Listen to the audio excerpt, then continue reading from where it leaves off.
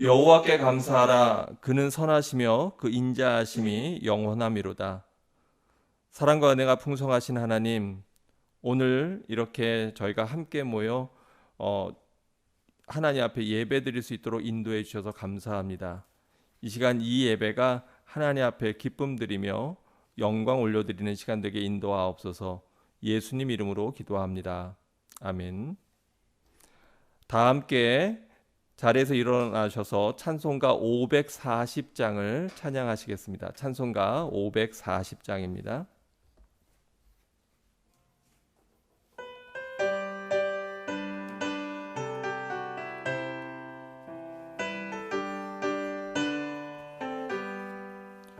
주의 음성을 내가 들으니 사랑한단 말일세. 믿는 마음으로 주께 가오니 나를 영접하소서. 내가 매일 십자가 앞에 더 가까이 가오니 구세주의 흘린 보배 피로써 나를 정케 하소서. 주여 넓으신 은혜 베푸사 나를 받아주시고 나의 품은 뜻 주의 뜻같이 되게 하여 주소서.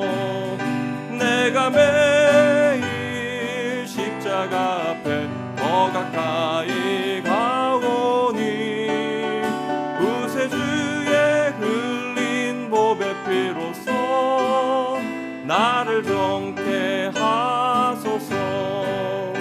주의 따로 나아갈 때에 어찌 아니 기쁠까. 주의 얼굴을 항상 배우니 더욱 친근합니다. 내가 매일 십자가 앞에 더 가까이 가오니 구세주의 흘린 보배 피로써 나를 정케 하소서. 우리 구주의 넓은 사랑을 할 자 없으며 주가 주시는 참된 기쁨도 헤아릴 수 없도다. 내가 매일 십자가 앞에 더 가까이 가오니 구세주의 흘린 보배 피로써 나를 정케 하소서.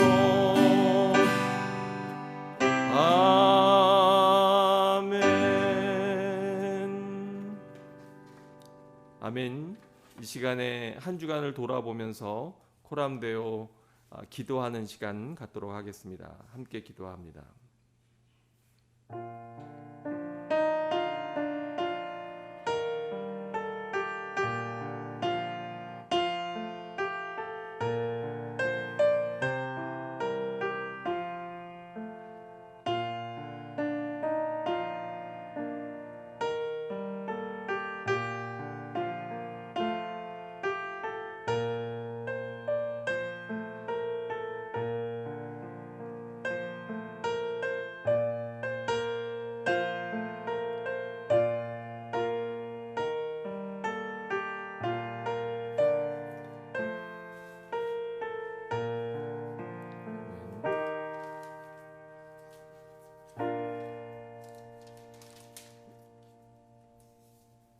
우리 자리에 앉으시고 찬송가 498장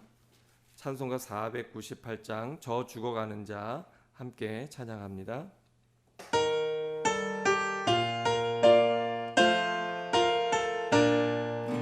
저 죽어가는 자 다 구원하고 죽음과 죄에서 건져내며 죄인을 위하여 늘 애통하며 예수의 공로로 구원하네. 저 죽어가는 자 예수를 믿어 은혜 힘입어 다 살겠네. 주 믿지 않는 자 불쌍히 여겨 참 회개할 때를 기다리네. 열심을 다하여 인도해 보세. 예수를 믿으면 다 살겠네. 저 죽어가는 자 예수를 믿어 은혜 힘입어 다 살겠네. 저 죽어가는 자 구원해내야 우리의 본분을 다하리니. 예수의 구원을 전파할 때에 그 크신 능력을 다 주시네. 저 죽어가는 자 예수를 믿어 은혜 힘입어. 우리 3절 다시 한번 찬양합니다. 저 죽어가는 자 구원해내야 우리의 본분을 다하리니. 예수의 구원을 전파할 때에 그 크신 능력을 다 주시네. 저 죽어가는 자 예수를 믿어 은혜 힘입어 다 살겠네. 아멘. 아멘. 네, 성경 말씀 함께 보겠습니다. 오늘 저희가 함께 볼 성경 말씀은 요한복음 1장 43절에서부터 51절까지 말씀인데요. 네.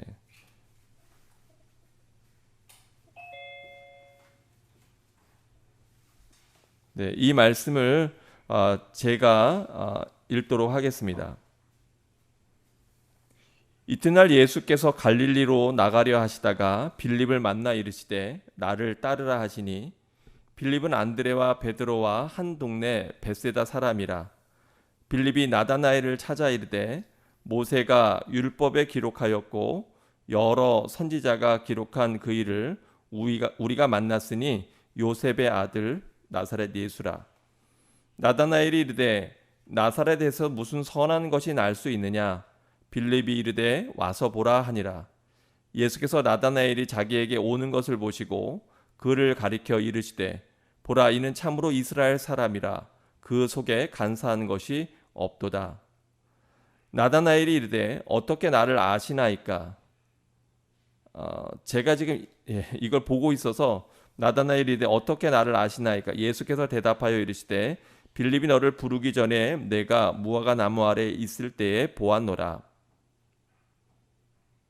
나다나엘이 대답하되 랍비여 당신은 하나님의 아들이시요 당신은 이스라엘의 임금이로소이다. 예수께서 대답하여 이르시되 내가 너를 무화과 나무 아래에서 보았다 함으로 믿느냐. 이보다 더 큰 일을 보리라. 이르시되 진실로 진실로 너희에게 이르노니 하늘이 열리고 하나님의 사자들이 인자 위에 오르락 내리락 하는 것을 보리라 하시니라. 아멘. 할렐루야. 네.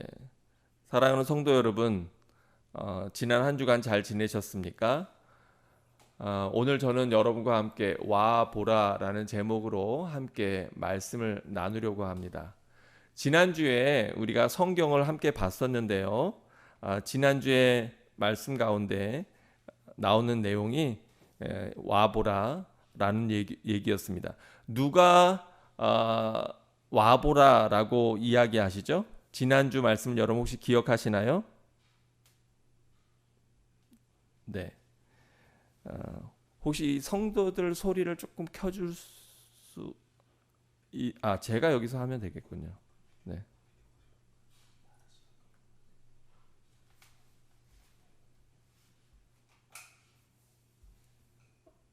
안녕하세요.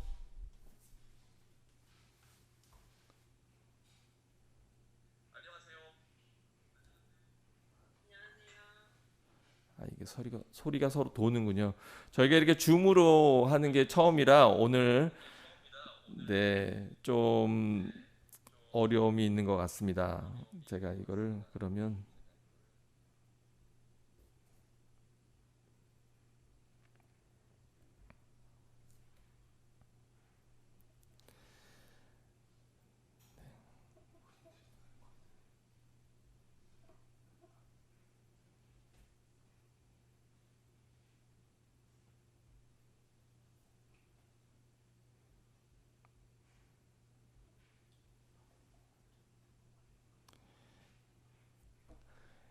이 성도들이 이렇게 앞에 안 보이니까 참 설교하기가 좀 어려운데요.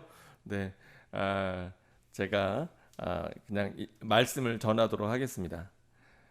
지난주에 우리가 본 것은 예수님께서 제자들이 예수님께 예수님 어디 계십니까? 라고 물어볼 때 예수님께서 제자들에게 와 보라, come and you will see, 그렇게 말씀하시는 것을 볼 수가 있어요. 근데 오늘은 그 두 번째 시간으로 와 보라 두 번째 말씀을 전합니다. 오늘 우리가 본 본문 말씀은 43절부터인데 43절에 보면 이렇게 시작합니다. 이튿날 예수께서 갈릴리로 나가려 하시다가 빌립을 만나 이르시되 나를 따르라 하시니, 예수님의 제자 중에서 이 빌립이라고 하는 이름의 특징을 여러분 혹시 아시나요?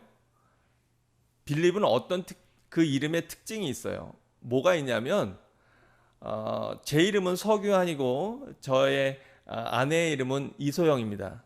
그런데 저희 그 아들의 이름은 주영 저스틴 서고, 저의 딸의 이름은 주의 제이미 서입니다. 그래서 이름 가운데 한글 이름도 있고 또 영어 이름도 같이 있어요. 오늘 우리가 읽은 이 빌립은, 이 빌립이라고 하는 말 자체가 그 당시에 그 공용어였던 그리스어입니다.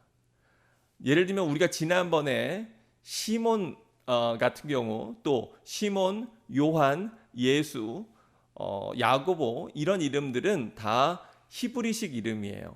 우리식으로 얘기하면 그거는 다 한국말 이름이에요. 뭐 철수, 영희, 성룡, 뭐 이런 식으로 한국 이름입니다. 그런데 여기에 나오는 이 빌립은 이 히브리어 이름이 아니라 이거는 헬라어 이름이에요.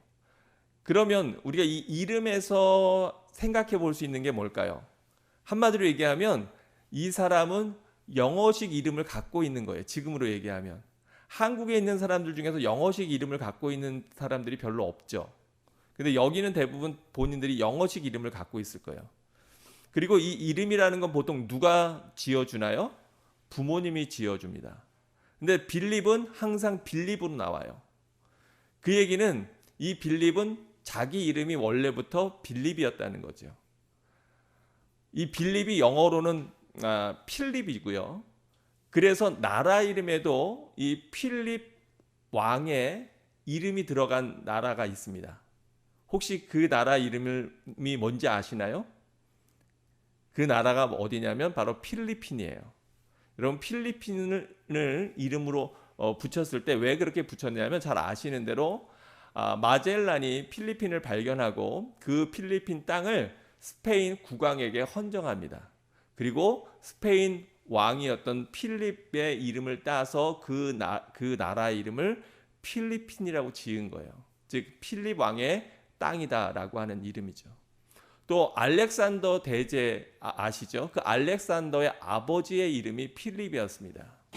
그래서 알렉산더가 정복한 땅에 여러분 아프리카에 보면 알렉산드리아라고 하는 도시가 있어요. 바로 그 알렉산드리아는 자기를 기념해서 지은 도시가 바로 알렉산더가 정복하고 나서 자기를 기념해서 지은 도시가 알렉산드리아고요. 또 필립 대왕 아버지 필립을 기념해서 지은 장소들이 있는데 바로 그런 필리피안, 우리가 빌립보서라고 하는 그 성경이 있지 않습니까? 그 필리피안이라고 하는 그 지명도 역시 그 당시에 왕이었던 필립 왕을 기념해서 지었던 장소예요. 그러니까 이 빌립이라고 하는 이름은 그 당시로 얘기하면 세계화되어 있던 이름입니다. 즉 그 부모님이 선진 문화, 즉 그리스 문화를 알고 있었고 어쩌면 바울과 같이 로마에 또는 이렇게 그 지금으로 얘기하면 굉장히 깨어 있는 의식 개혁되어 있는 그러한 부모님 아래에서 자란 사람이 바로 빌립일 거다. 왜냐하면 그 이름 자체가 헬라식 이름을 갖고 있기 때문에 그렇습니다. 그런데 여기 보면 44절에 빌립은 안드레와 베드로와 한 동네 벳세다 사람이라 이렇게 되어 있거든요. 이 벳세다라고 하는 것은 갈릴리 호수 주변에 북쪽에 있는 그러한 마을이었는데 여기서 보면 안드레와 베드로 또 이 빌립이 한 동네 사람인 것을 알 수가 있어요. 성경에 보면은 계속해서 반복돼서 나오는 많은 지명이나 인명 가운데 나오는 것이 있는데 이 벳이라고 하는 이야기입니다. 벳세다라고 하는 말의 뜻은 뭐냐면 벳이라고 하는 뜻이 집이라는 뜻이에요. 하우스라고 하는 뜻입니다. 그래서 여기 벳세다라고 하는 말은 뭐냐면 어부들의 집이다라는 뜻이에요. 그러니까 이 벳세다 사람들이 주로 했던 일이 뭔지 여러분 아시겠죠? 이 벳세다 사람들이 주로 했던 일은 바로 그곳에는 어부들이 갈릴리 해변 바로 북쪽에 있는 마을이었고 어촌 마을이어서 거기에 있는 사람들은 대부분 다 어부 생활을 했던 사람인 것을 우리가 알 수 있어요. 그런데 이 벳세다라고 하는 벳자가 제가 이제 말씀드리고 싶은 거는 또 구약 성경에 보면 야곱이 제단을 쌓았던 곳이 있습니다. 그곳의 이름을 뭐라고 이름 붙이죠? 네, 베델이라고 이름 붙입니다. 이 베델이라고 하는 건 뭐냐면 하나님의 집이라고 하는 뜻이에요. 그래서 벳엘 그러면 그것은 하나님의 집입니다. 이 벳이 또 나오는 지명이 있는데요. 신약에 가보면 어디 나오냐면 예수님이 태어나신 곳 베들레헴이라고 하는 지명이 나오는데 그럼 베들레헴은 집은 집인데 무슨 집일까요? 네, 베들레헴은 지난번 전에 설교에도 말씀드렸듯이 빵집이라고 하는 떡집이라고 하는 얘기예요. 그래서 제가 중국에 있을 때 거기에 그 빵집이 있었는데 우리 선교사님이 하는 빵집이 있었는데 그 빵집의 이름이 뭐였냐면 베들레헴이었어요. 그래서 베들레헴이라고 한 마늘 자체가 빵이다. 그런데 예수님께서 늘 예루살렘 성을 가실 때 지나가서 또 머물던 지역이 있습니다. 왜냐하면 거기에는 예수님을 따르던 그 나사로의 가정이 있었던 지역이 있어요. 근데 혹시 그 나사로와 그 여동생들 마르다 마리아가 살던 그 지역의 이름이 뭔지 혹시 기억하시나요? 네, 거기는 베단입니다. 그런데 이 베단이라고 하는 이 단이라고 하는 것은 무슨 뜻이냐면 바로 고통받는 고통의 집이라고 하는 뜻이에요.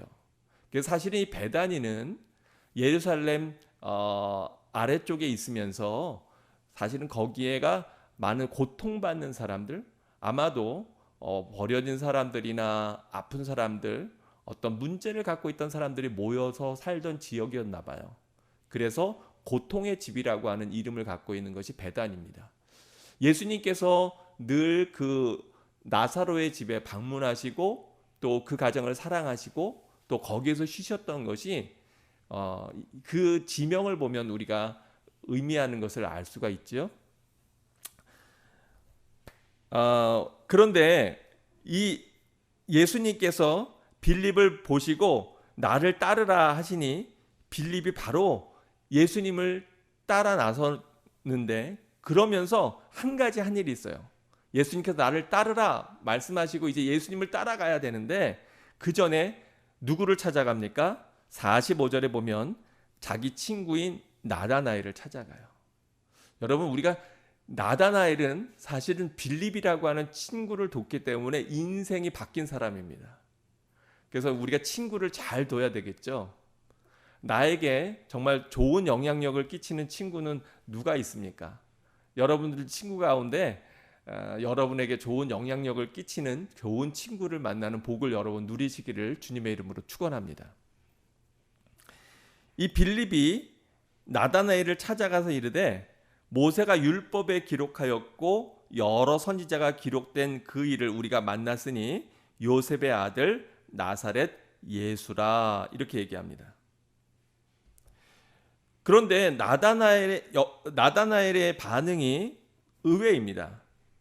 왜 그러냐면 46절에 보니까 뭐라고 되어 있나요? 여러분 성경을 보시면서 같이 우리 한 목소리로 46절을 읽어보면 좋겠습니다. 함께 읽습니다. 시작. 나다나엘이 이르되 나사렛에서 무슨 선한 것이 날 수 있느냐. 지금 이 나다나엘이 나사렛이라고 하는 곳에 대해서 어떻게 생각하고 있나요? 긍정적으로 생각하고 있나요? 아니면 부정적으로 생각하고 있나요? 네, 맞습니다. 지금 부정적으로 생각하고 있어요. 왜 그랬냐면 벳세다도 시골 갈릴리라고 하는 지역 자체가 예루살렘에서 제일 먼 북쪽 지역에 갈릴리 호수 주변에 있는 그러한 어촌 마을이고, 우리나라로 얘기하면 저 한경북도, 예를 들면 많은 사람들이 유배당해서 보내졌던 아주 먼 외곽 지역이에요. 이스라엘 전체로 보자면 여러분 잘 아시는 대로 수도인 예루살렘은 남쪽에 있습니다. 그리고 저 북쪽 끄트머리에 있는 지역이 바로 갈릴리 호수 지역이었어요. 그러니까 지금 여기 벳세다나 나사렛이나 또 우리가 잘 알고 있는 가버나움이나 다 이 갈릴리 주변에 있는 마을들인데, 아까 빌립과 안드레와 베드로는 어느 동네 사람이라 그랬습니까? 벳세다 사람이라 그랬어요. 이 벳세다라고 하는 말은 어부들의 집이다라고 하는 뜻이었어요.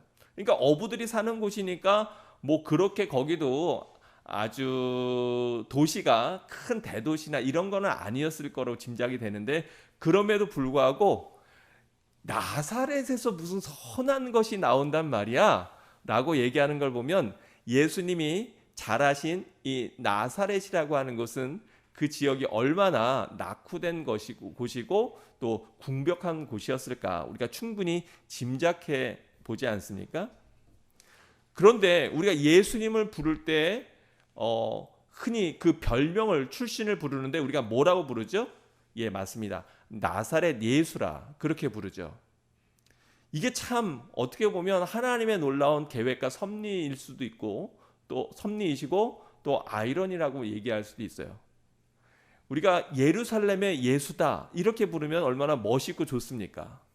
그런데 그게 아니라 그 이스라엘의 제일 낙후된 지역인 나사렛 지역, 그 낙후된 지역 가운데서도 그 같은 주변에 있는 도시의 사람들도 무시할 정도의 지역이 바로 나사렛이었는데, 예수님께서는 물론 베들레헴에서 태어나셨지만 그러나 나사렛에서 자라셨고, 또 요셉과 마리아가 애굽에서 다시 돌아와서 정착한 지역이 나사렛이었기 때문에 예수님은 나사렛 출신이라고 하는 아주 저 변방의 시골 출신이라고 하는 그러한 닉네임을 갖고 있던 분이었어요.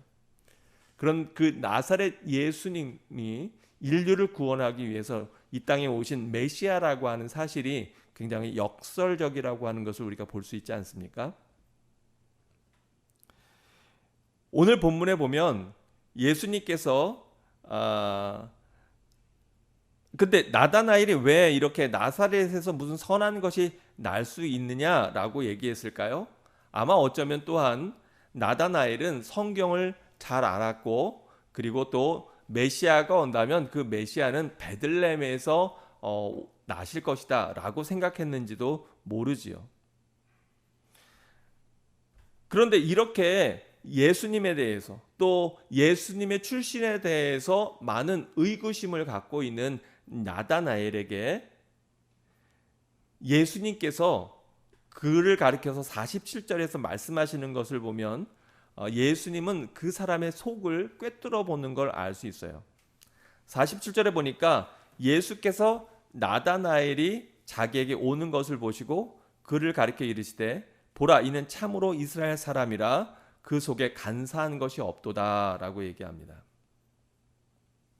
어떻게 예수님은 나다나엘을 한번 보고 그리고 자기에게 나오는 그 나다나엘에게 참으로 저는 이스라엘 사람이라 그 속에 간사한 것이 없도다라고 말씀하셨을까요? 왜냐하면 예수님은 그 사람의 속을 다 이미 알고 꿰뚫고 있는 그러한 분이기 때문에 그렇습니다. 여러분 성경을 갖고 계시다면 성경에 2장 요한복음 2장 한 장을 넘기셔서 요한복음 2장을 한번 보십시오.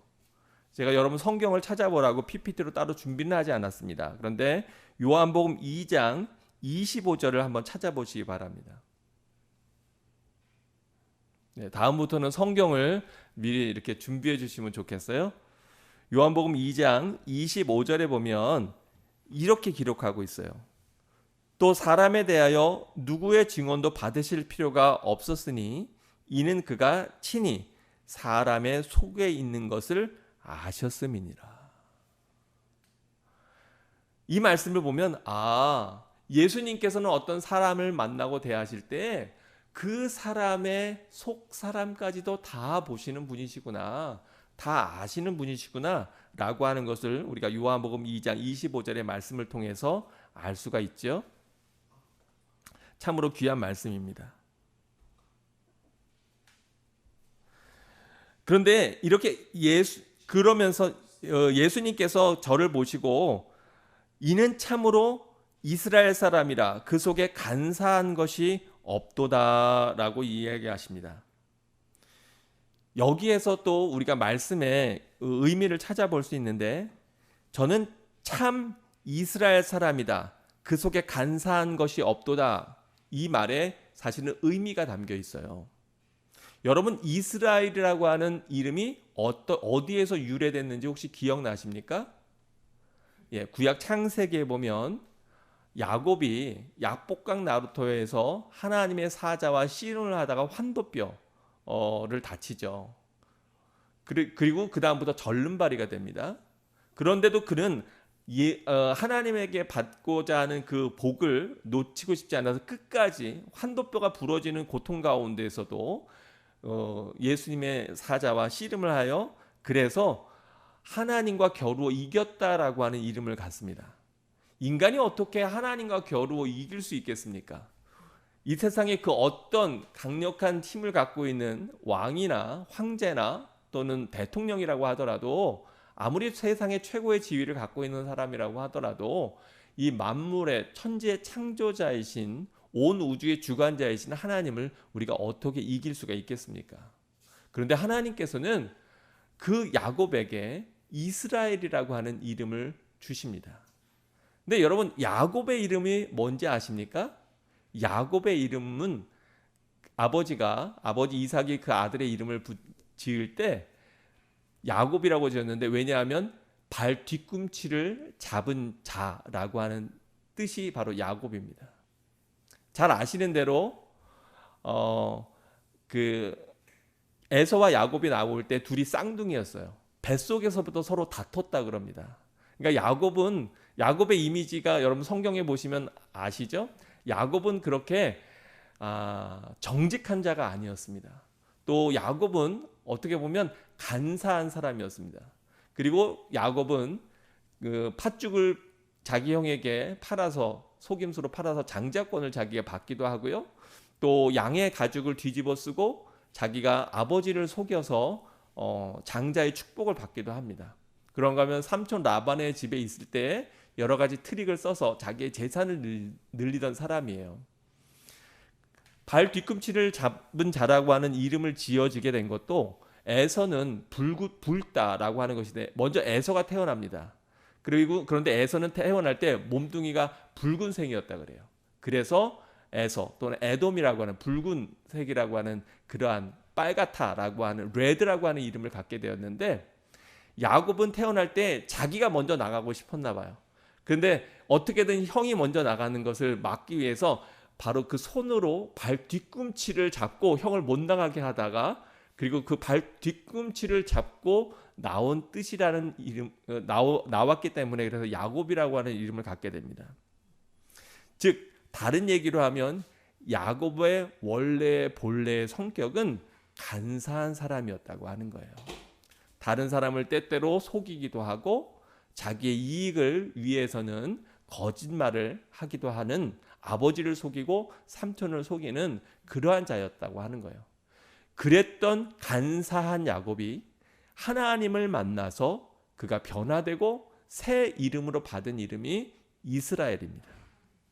그래서 바로 이 본문 한 절에서 나오고 있는 그는 참으로 이스라엘 사람이라 그 속에 간사한 것이 없도다라고 하는 이 한마디 안에 굉장히 많은 의미들이 담겨져 있는 것을 우리가 볼 수 있습니다.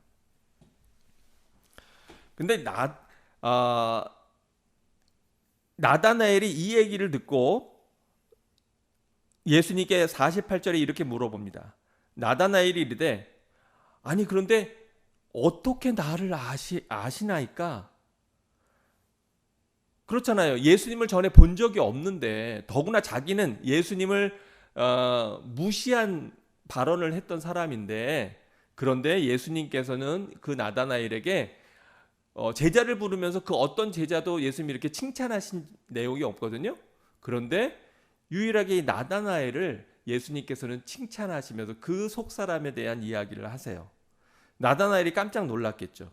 그러면서 어떻게 저를 아십니까? 라고 얘기하니까 예수님이 이렇게 대답합니다.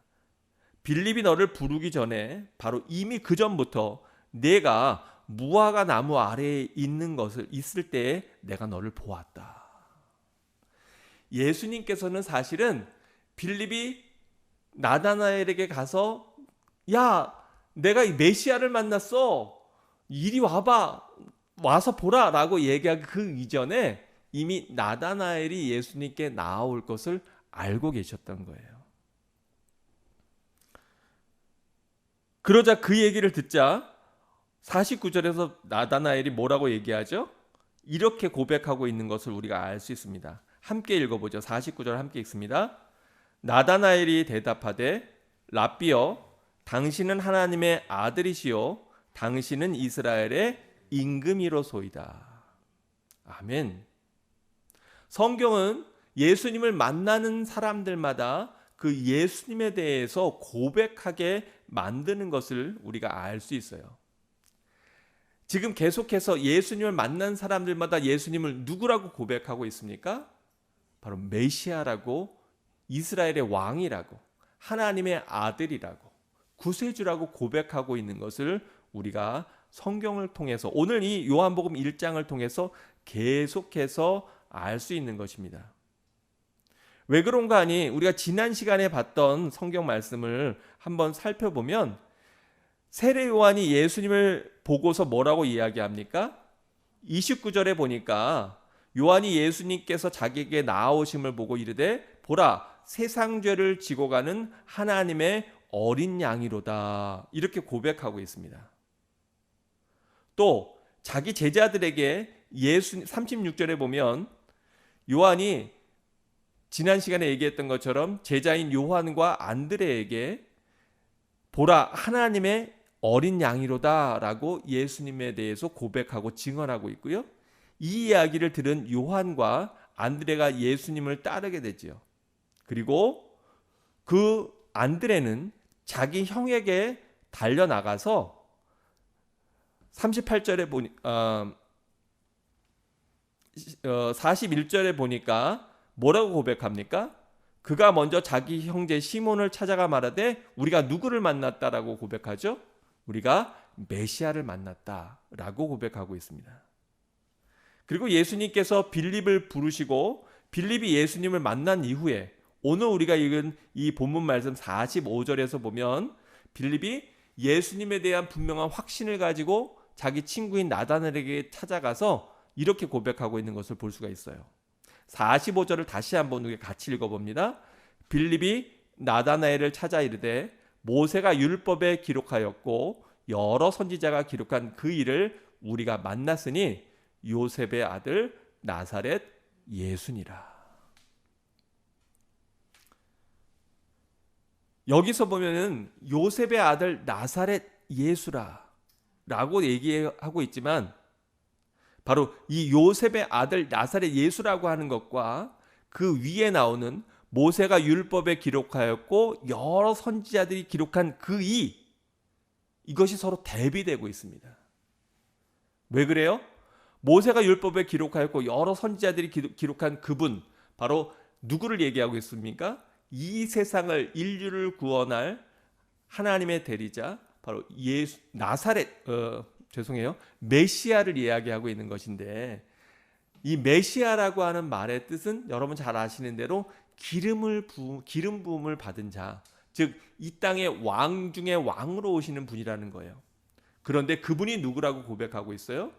요셉의 아들 나사렛 예수다. 아까 얘기한 것처럼 나사렛이라고 하는 지역은 베세다 사람들까지도 무시할 정도로 아주 궁색한, 옹벽한 그러한 지역이었습니다. 그리고 더구나 그 아버지 요셉은 누구였어요? 목수였어요. 여기에서 빌립이 나다나엘에게 요셉의 아들 나사렛 예수라고 얘기하는 걸 보면, 나사렛에서 사는 목수 요셉을 알고 있었구나. 예수님은 몰라도 이 요셉은 알고 있었구나. 왜냐하면 목수기 때문에 그 당시에는 직업군이 많지 않았거든요. 그러니까 모르긴 몰라도 아마 이 베세다에 와서도 요셉이 예전에 살아 생전에 뭐 집도 짓고 또 어떤 요청받는 것, 뭐 의자라든가 또는 테이블이라든가, 또 여기는 고깃배를 가 필요한 지역이었기 때문에 목수였던 요셉이 와서 거기에서 배를 만드는 일을 했는지 모릅니다. 어쨌든 요셉의 아들 나사렛 예수라고 이야기하는 건 그 아버지 요셉을 알고 있다고 하는 거예요. 그런데 우리가 잘 아는 대로 요셉은 나사렛 출신의 목수였습니다. 대단한 인물, 어떤 귀족이나 왕이나 세상의 높은 지위를 갖고 있고 넉넉한 형편에 있던 그러한 사람이 아니라고 하는 거예요. 하나님께서는 하나밖에 없는 독생자 외아들 예수 그리스도, 이 땅을 구원할 메시아를 보내시면서 우리가 잘 아는 대로 베들레헴의 그 말구유, 가장 천한 정상적인 집도 아니고 또 아이들을 뉘었던 어떤 베드도 아닌 그러한 짐승의 밥통에서 태어나게 하시고, 그리고 이스라엘 사람들도 또 같은 동네 지역의 같은 갈릴리 호수 부근에 있는 다른 지방 사람들도 무시하는 나사렛이라고 하는 곳에서 자라나게 하시고, 또 그 육신의 남편 아버지를 이렇게 이름도 없는 또 시골 지역의 목수로 일했던 그러한 요셉이라고 하는 사람을 통해서 나게 하신 것을 보면 하나님의 놀라운 역설을 우리가 바라볼 수 있습니다. 그러기에 혹시라도 여러분의 부모님이 가난하고 어려운 삶을 살았거나, 또는 세상에서 어떤 그 신분이나 위치를 볼 때에 하이 클래스가 아니었다고 할지라도, 한국 표현으로 금수저가 아닌 흙수저 출신이라고 할지라도 오히려 하나님께서는 여러분들을 주목해서 보신다는 한 사실을 우리가 깨달아야 될 것이고, 그래서 우리가 이 땅에서 가난하고 어려운 환경, 또는 이름이 없는 어려운 가정에서 태어난 흙수저 출신이라고 하더라도 오히려 하나님께서는 더 눈여겨보시고 하나님께서 더 귀히 쓰실 수 있다고 하는 사실을 오늘 본문을 통해서 우리가 또한 깨달을 수가 있습니다. 저는 예전에 이 성경을 보면서 너무 궁금했어요. 그리고 또 이해가 안 됐어요. 뭐가 이해가 안 됐냐면, 아니 대체 이 대답이 서로 주고받는 이야기가 여러분 이상하지 않습니까? 예수님께서 네가 무화과 나무 아래에 있는 것을 내가 벌써 전에 봤다 그랬더니 나다나엘이 깜짝 놀래가지고, 랍비여, 당신은 하나님의 아들이시요 당신은 이스라엘의 임금이로소이다. 이게 앞뒤가 맞다고 생각하세요? 예를 들면 제가, 우리 여기 박 집사님이 계신데, 사실 박 집사님이 우리 집사님이 예전에 그 한남 앞에서 이렇게 길을 지나갈 때 봤어요. 그러자 갑자기 우리 박 집사님이 저한테 와서 목사님이야말로 정말로 귀하신 목사님인 걸 제가 알겠습니다. 이게 뭐가 좀 이상하잖아요? 뭐가 맞지 않잖아요? 그래서 사실은 많은 사람들이 여기에 대해서 답을 찾으려고 많은 신학자들이 또 많은 목사님들이 과연 이것이 무슨 의미가 있을까? 그리고 이것을 해석하는 이야기들을 우리가 뭐 설교를 통해서나 또 글들을 통해서 발견할 수 있어요. 근데 제가 오늘 여기에 대한 제 깨달음을 몇 가지 답으로 여러분한테 제시할 테니까 여러분이 그 중에 여러분 마음에 드는 것을 고르시면 돼요. 첫 번째는 뭐냐? 우리는 모른다는 거예요. 왜 나다나엘이 무화과 나무 아래 있는 것을 예수님이 내가 너 무화과 나무 아래 있는 거 봤어 라고 얘기할 때 나다나엘이 갑자기 마음이 바뀌어서 당신은 하나님의 아들이시오 당신은 이스라엘의 임금입니다 라고 고백할 수 있었을까? 첫 번째 답은 잘 모르겠다는 거예요. 어쩌면 그게 정직한 대답인지 모릅니다. 그런데 하나 아는 게 있어요. 그게 뭐냐?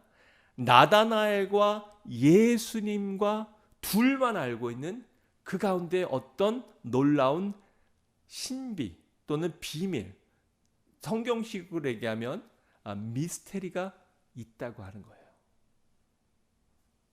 예를 들면 이런 거죠. 다른 사람은 아무도 몰라요. 아무도 모르는 어떤 것에 대해서 제가 알고 있는 거예요. 그래서 우리 오늘은 청중이 많지 않기 때문에 우리 박 집사님에게 제가 가서 그런 겁니다. 집사님 그때 이런 일이 있었죠? 집사님 마음에 이러한 아픔이 있죠? 집사님 그 깊은 심령에 이러한 고통이 있지요? 또는 집사님이 어저께 그 직장에서 밤늦게까지 그 의자에 앉아 있었던 것을 제가 보았습니다. 압니다. 라고 얘기할 때 만약에 우리 박성용 집사님이 뭔가 회사에서 막 힘든 일이 있어가지고 이걸 어떻게 해결해야 되나? 이거 뭐 이렇게 하고 앉아 있었는데 근데 그걸 제가 알고 있다면 우리 집사님 마음에 어떤 마음이 들까요? 이분은 진짜구나. 목사님 그걸 어떻게 하셨어요? 제가 우리 집사님 위해서 기도하는데 그러한 이미지가 떠올라서 우리 집사님이 지금 이러한 문제를 가지고 씨름하고 계시구나. 너무 힘들겠구나 라고 하는 것을 제가 느꼈어요. 라고 하는 그 중간의 내용이 생략되어 있을 수 있는 거예요. 즉 우리는 정확하게 알지 못하지만 그 무화과 나무 아래에서 나다나엘이 뭔가 심각한 어떤 고민 또는 심각한 문제를 가지고 씨름하고 있었기 때문에 예수님이 내가 무화과 나무 아래에 있는 것을 내가 보았다라고 하는 이 한마디에 이렇게 놀라운 고백을 할 수 있었던 거겠죠. 사실은 성경에 보면 이러한 내용들이 많이 있습니다. 요한복음 4장에 가면 수가성 여인을 예수님이 만나게 되죠. 근데 이 수가성 여인을 그 마음을 바꾸고 뒤집을 수 있었던 말씀이 뭐였죠? 나는 남편이 없습니다 라고 얘기할 때 네 말이 맞다. 네가 전에도 5명의 남편이 있었고 지금 있는 그 남편도 네 남편이 아니다 라고 하는 그 이야기를 통해서 이 여인이 뒤집어지지 않습니까? 바뀌지 않습니까? 어떻게 보면 그 얘기도 그 얘기 안에 굉장히 많은 다른 사람들은 다 이해하지 못하고 다른 사람들은 다 알지 못하지만 그러나 예수님은 아시는 그 여인의 아픔과 고통과 상처가 그 안에 담겨져 있었던 거죠. 어쩌면 나다나엘도 그 무화과 나무 아래에서 심각한 어떠한 고민, 이 세상에 대한 그 당시에 로마의 식민지로 탄압받고 억울하고 고통당하던 그 자기 이스라엘 자기의 민족과 나라를 생각하면서 하나님 앞에 기도하고 있었는지 모릅니다. 하나님 메시아를 보내주신다고 했는데 그 메시아를 언제 보내주십니까? 우리 민족을 보십시오. 이렇게 많은 수탈과 고통과 어려움을 겪고 있는데 하나님이 도와주셔야 되지 않겠습니까? 하나님 메시아를 저에게 보내주십시오. 이 땅을 구원해 주옵소서라고 하나님 앞에 울부짖는 기도를 그 무화과 나무 아래에서 했는지 몰라요. 저도 나중에 천국 가서 나다나엘을 만나면 한번 물어보고 싶어요. 근데 예수님이 그 무화과 나무 아래에서 봤다고 하는 그 말씀이 왜 그렇게 우리 나다나엘에게 믿음의 고백을 할 수 있었습니까? 그리고 우리 믿음의 선배인 나다나엘에게 꼭 물어보고 싶습니다. 저도 하나님 나라 가면 물어보고 싶은 또 만나고 싶은 분들이 굉장히 많은데 혹시 여러분도 궁금하시면 우리 같이 가서 믿음의 선조들 그 투어하는데 같이 천국에서 조인하시기 바랍니다.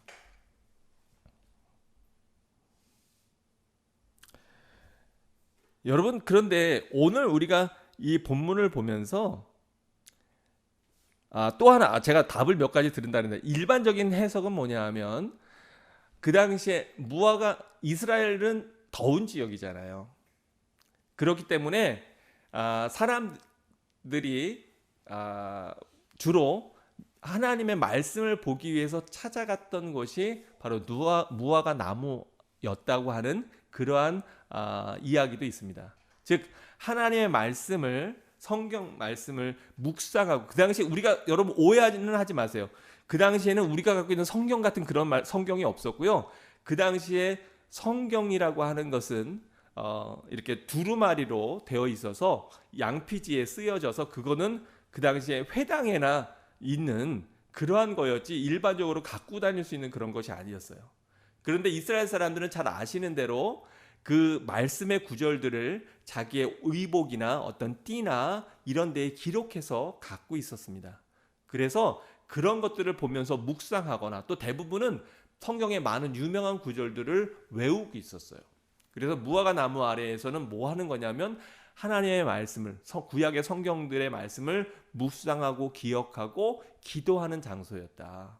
그래서 아마도 이 나다나엘이 무화과 나무 아래 너가 있는 것을 보았다라고 얘기할 때에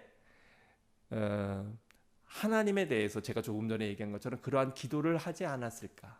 메시아를 간구하는 기도를 하지 않았을까? 또는 하나님의 말씀을 묵상하고 있지 않았을까라고 생각하는 거지만 그러나 사실 정확한 답은 우리는 모르는 나다나엘과 예수님만 알고 있는 그러한 신비가 그 안에 있다고 하는 거고요. 말씀을 듣는 여러분들도 다른 사람은 모르지만 그러나 여러분이 예수님 앞에 나왔을 때 예수님 당신은 정말 메시아시군요. 당신이 정말 진정한 구세주시군요. 라고 고백할 때에 다른 사람은 알지 못하고 우리 예수님과 여러분이 알고 있는 또 여러분을 그렇게 주님 앞에 나오게 한 어떤 마음의 울림이나 두드림이나 하나님의 말씀이 있었을 것입니다. 바로 나다나엘도 그와 같은 놀라운 경험을 하였을 것이라고 우리가 생각해 봅니다. 오늘 이렇게 나다나엘이 예수님께 나올 수 있었던 건 누구 덕분입니까? 친구 잘 만난 덕분이에요. 물론 빌립이 아니었어도 이미 예수님은 나다나엘을 주목해서 보셨고 그리고 그 나다나엘을 예수님께서는 제자로 삼으셨을 것이라 이렇게 생각하지만 그러나 빌립이 가서 전하는 일을 합니다. 사랑하는 성도 여러분, 여러분에게 주어진 사명도 바로 이렇게 빌립과 같이 가서 증거하고 전하는 와서 보라 라고 하는 사명이 여러분의 분명히 있을 것입니다. 여러분도 그 사명을 감당하셔야 됩니다. 지금 제가 계속해서 시리즈로 우리의 마지막 사명, 우리가 이 땅에서 해야 될 최고의 사명이 예수 그리스도의 증인으로 사는 것이라고 제가 설교를 했고 또 지난 시간에 예수님께서 그 제자들에게 가르쳐 주신 방법이 뭐라 그랬어요? 와서 보라. 그리고 또 오늘 본문에 보면 빌립이 나다나엘에게 갔을 때 나다나엘이 받아들입니까? 아니면 거절합니까? 거절하죠. 그리고 무시합니다. 우리가 전도하기 어려운 이유가 무엇이죠? 우리가 왜 전도하기 어렵냐면 내가 전했을 때 그 사람이 거절할까 봐 그러한 두려움이 우리한테 있는 거예요. 근데 만약에 빌립이 그냥 거기에서 포기했더라면 오늘 본문에서 나오는 것처럼 나사렛에서 무슨 선한 것이 나온단 말이야. 아이 그런 말도 안 되는 소리 하지도 마. 라고 나다나엘이 빌립을 거절했을 때 빌립이 그냥 포기했더라면 그러면 나다나엘은 예수님의 제자가 되지 못했을 거예요.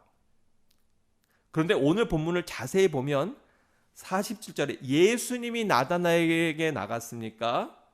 아니면 나다나엘이 빌립의 권유로 또는 빌립의 강권으로 어쩌면 빌립이 끌고 갔는지도 몰라요. 나다나엘이 예수님께 나아갔습니까? 47절을 한번 살펴보세요. 네. 47절에 보니까 예수께서 나다나엘이 자기에게 오는 것을 보시고 라고 되어 있어요. 그래서 빌립이 포기하지 않고 나다나엘을 계속 권해서 나다나엘을 끌고 또는 데리고 어거지로라도 예수님께 끌고 갔구나, 데리고 갔구나 라고 하는 걸 알 수 있습니다. 이걸 보면 때로는 여러분 주변에 여러분이 예수님이 너도 예수 믿어야 돼, 우리 교회 가자라고 할 때 거부하고 거절하는 친구가 있을 수 있어요. 근데 그때 포기하면 될까요? 안 될까요? 네, 그때 포기하면 안 돼요. 포기하지 않고 계속해서 그 친구에게 권하고 권면하고 어떻게 해서든 주님께 데리고 나올 때 이 나다나엘이 예수님을 고백하는 이런 놀라운 역사들이 일어날 수 있는 겁니다. 그러니까 여러분 때를 얻든지 못 얻든지 절대로 포기하지 마시고 항상 말씀을 증거하고 전파하셔서 많은 사람들을 하나님께로 인도하는 축복의 통로로 쓰임받는 여러분 되시기를 축원합니다.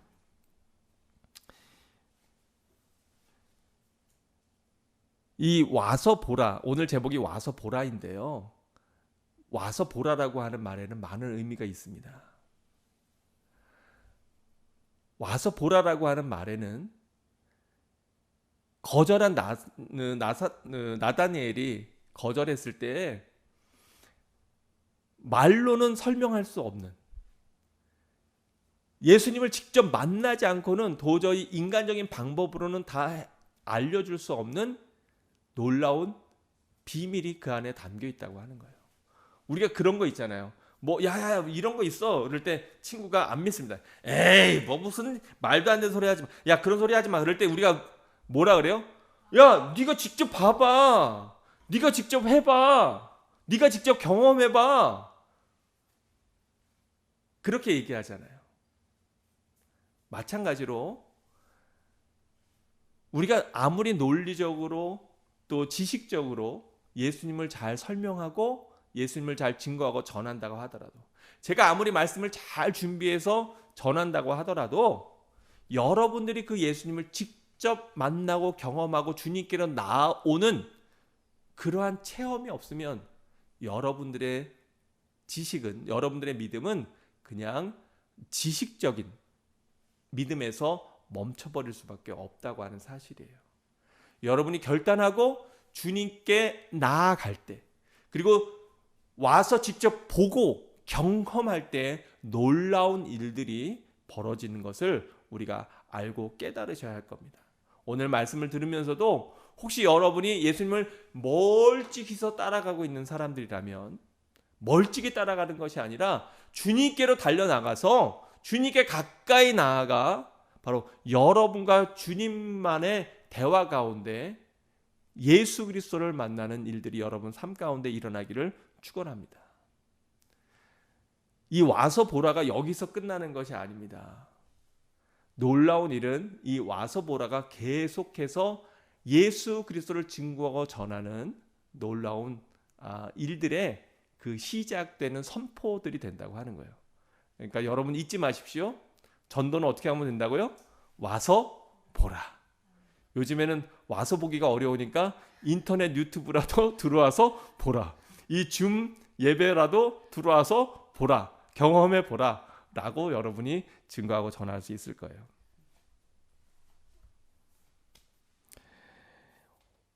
이렇게 고백할 때 오늘 본문이 어떻게 마무리됩니까? 50절에 이렇게 마무리돼요. 나다나엘의 고백을 듣고 예수님이 대답하여 이르되 내가 너를 무화과 나무 아래에서 보았다 함으로 믿느냐? 네가 그렇게 무화과 나무 아래에서 하나님 앞에 기도하며 고민하며 괴로워하고 있는 모습을 내가 보았다고 하는 것으로 너는 이렇게 고백을 하냐? 그런데 이보다 너는 더 큰 일을 할 것이다. 큰 일을 볼 것이다 라고 얘기합니다. 근데 그 더 큰 일, 여러분 이 그리스어는 우리 생활에 굉장히 많이 밀접하게 되어 있어요. 여기 더 큰 일이라고 하는 이 말이 뭔지 아십니까? 여러분 다 아는 말이에요. 여기서 크다라고 하는 말이 뭐냐면 이게 메가라고 하는 말입니다. 그 원문에 메가라고 되어 있어요. 여러분 뭐 메가처치, 뭐 메가몰 이런 거, 메가폰. 아 그러네요. 메가폰도 있네요. 이 메가라고 하는 것이 바로 확장시키다, 크게 하다 이러한 의미를 갖고 있어요. 근데 그 더 큰 일이 뭐였을까요? 뭘 본다고 하는 걸까요? 오늘 본문은 여러분 한번 천천히 읽어보십시오. 그런데 여기에서 계속해서 또 반복되는 단어가 뭐냐면 본다라고 하는 거예요. 본다. 계속해서 이것이 오늘 본문에 보면은 나와 있는 것을 볼 수가 있어요. 46절에 보니까 빌립이 이르되 와서 보라라고 이야기하지 않습니까? 47절에 보니까 예수님께서 나다나엘이 자기에게 오는 것을 어떻게 하시고 보시고, 그리고 그 주변에 있는 다른 제자들, 다른 사람들, 아마도 안드레와 베드로와 뭐 요한과 야고보 이런 다른 제자들이 같이 있었겠죠? 그를 가리켜 이르시되 보라라고 선포하고 있어요. 나다나엘이 이렇게 오고 있는데 보라라고 선포하고 계십니다. 그리고 또 뭐라고 말씀하십니까? 빌립이 너를 부르기 전에 내가 무화과 나무 아래 있는 것을 내가 어떻게 했다? 보았다라고 말씀하십니다.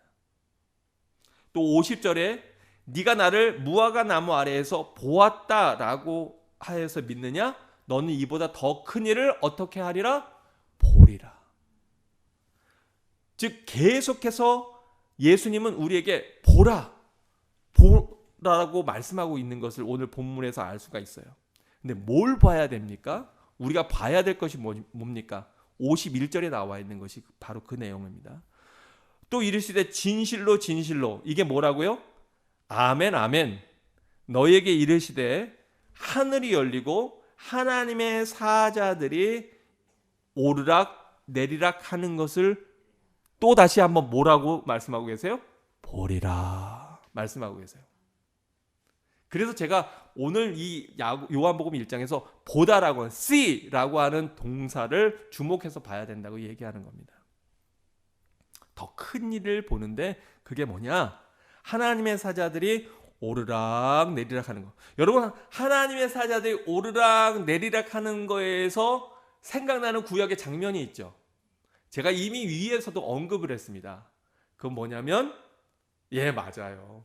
야곱이 그 광야에서 삼촌 라반의 집을 찾아가면서 어렵고 힘들어서 돌을 가져다가 그거를 베개 삼아 잠을 자면서 꿈을 꾸지요.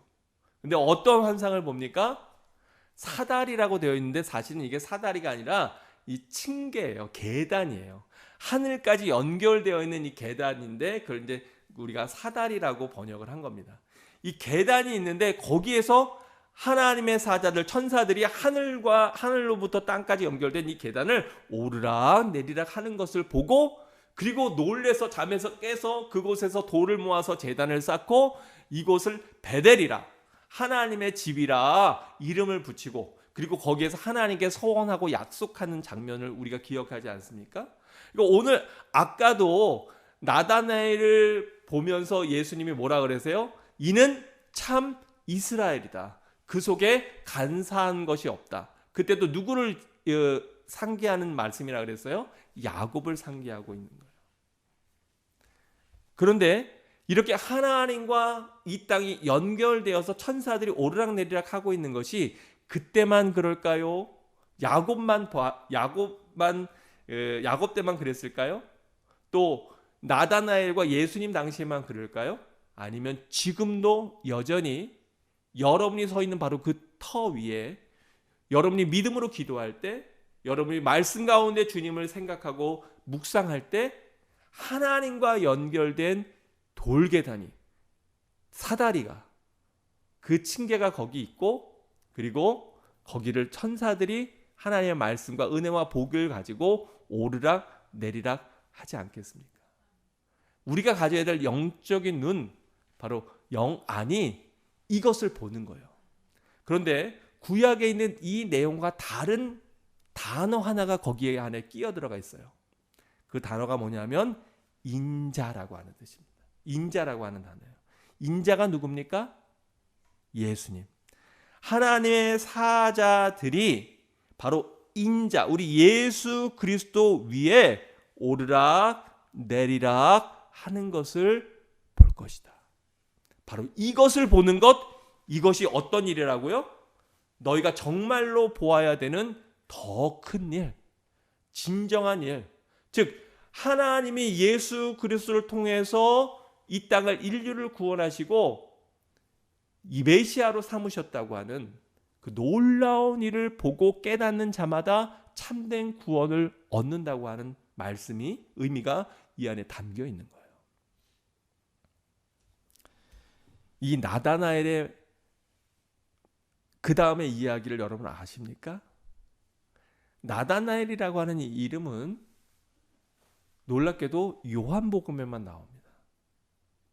그리고 나다나엘이 사라졌을까요? 아니에요. 사실은 나다나엘은 또 다른 이름을 갖고 있었어요.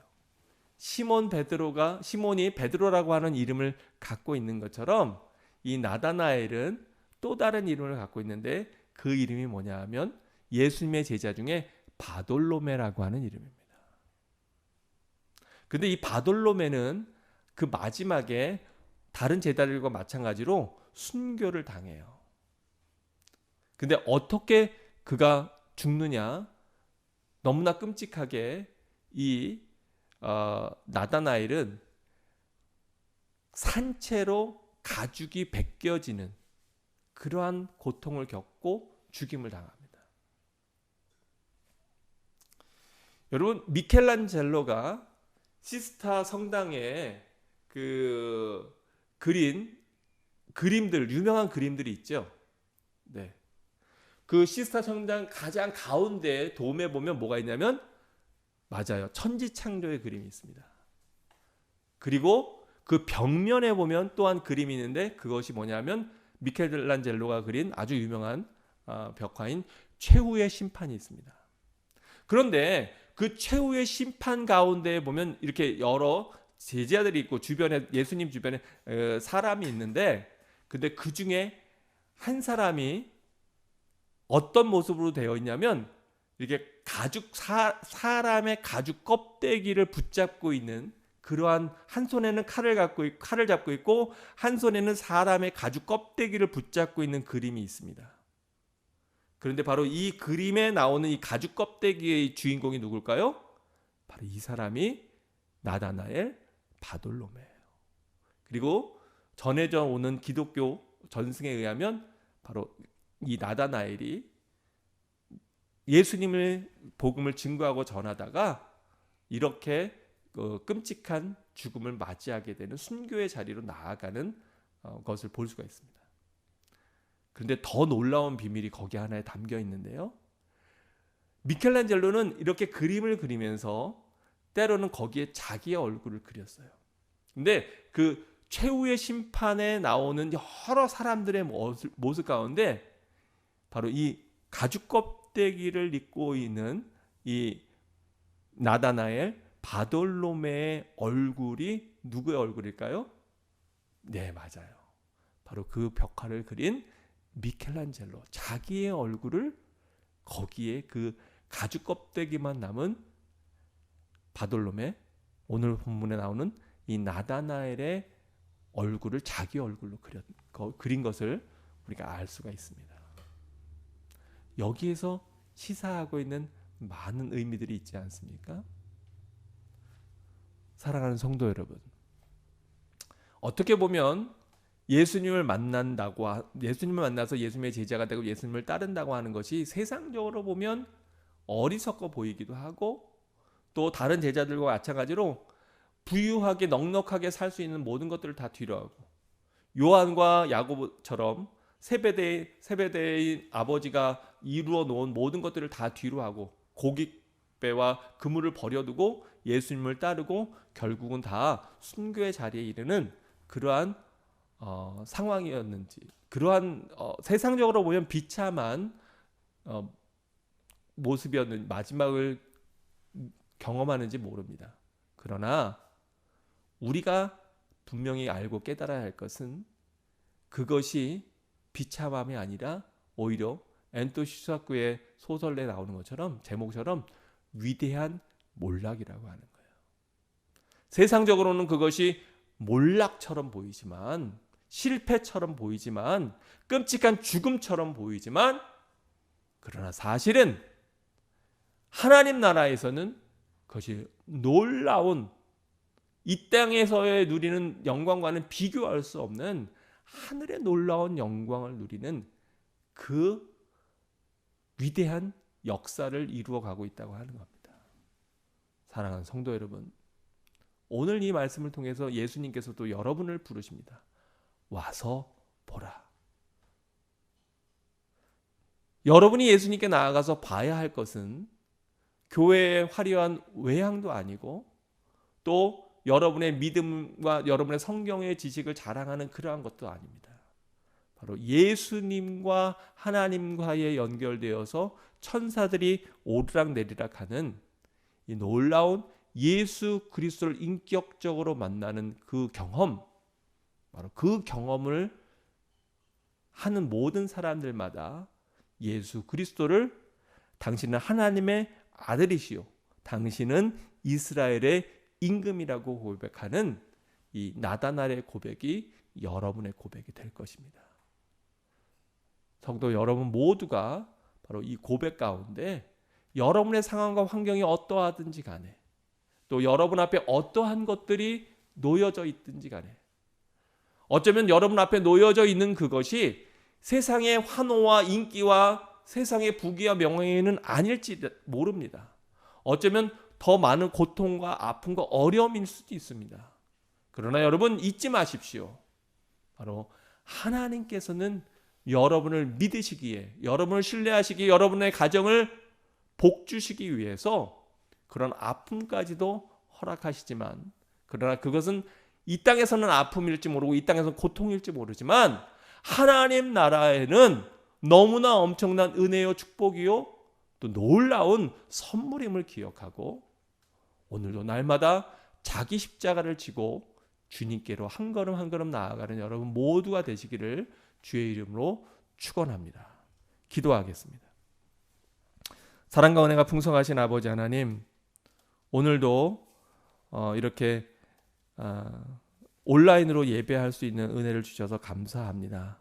우리가 함께 한 자리에 모여서 예배하지 못하는 안타까운 때이지만, 그러나 이렇게 화면을 통해서 나오는 말씀을 통해서 우리의 마음을 변화시키시고 우리의 심령을 새롭게 하옵소서.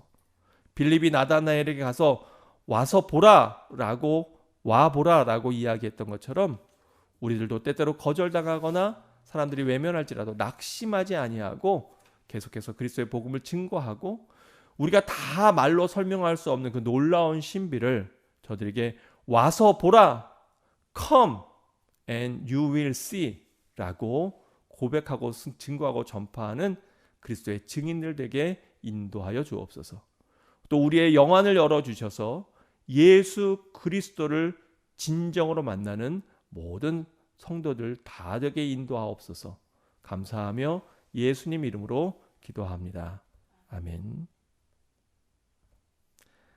이제 다 함께 자리에서 일어나셔서 찬송가 191장 내가 매일 기쁘게 함께 찬양하심으로 오늘 예배를 마치겠습니다.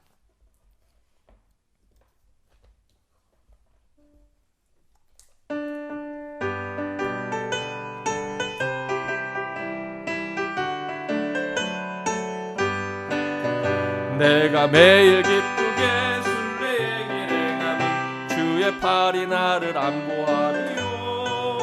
내가 주의 큰 복을 받는 참된 비결은 주의 영이 함께함이라.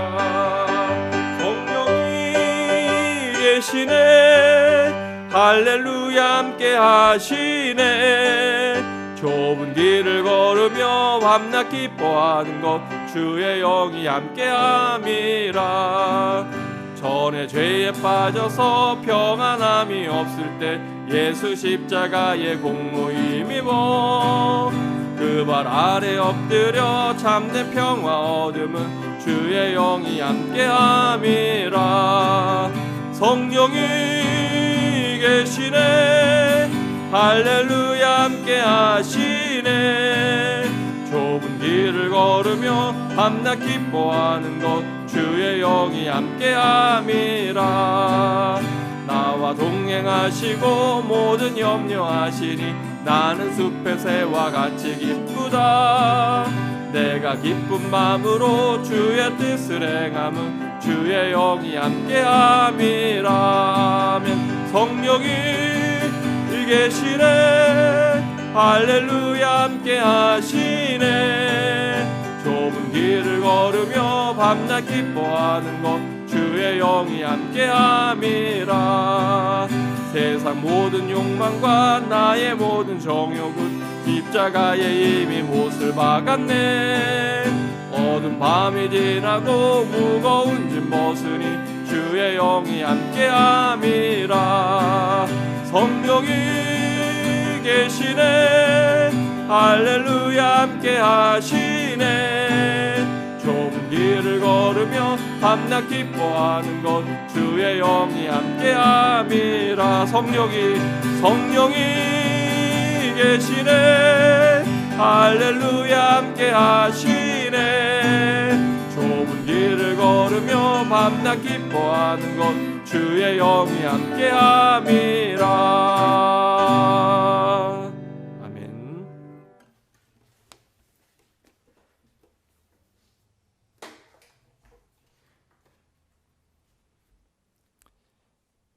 이제는 길이요 진리요 생명이 되시는 우리 구주 예수 그리스도의 크신 은혜와 아버지 하나님의 무한하신 사랑하심과 성령의 감화 감동 교통하심이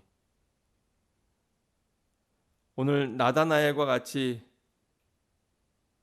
처음에는 의심하였지만 그러나 예수 그리스도를 만남으로 그의 속사람이 변화되고 참 메시아를 깨닫고 경험하는 것처럼 오늘 말씀을 듣고 또 이 자리에 함께하는 모든 사랑하는 성도들이 이와 같이 예수님을 인격적으로 만나는 놀라운 역사와 변화가 우리 삶 가운데 이루어지는 놀라운 일들이 있도록 인도하옵소서.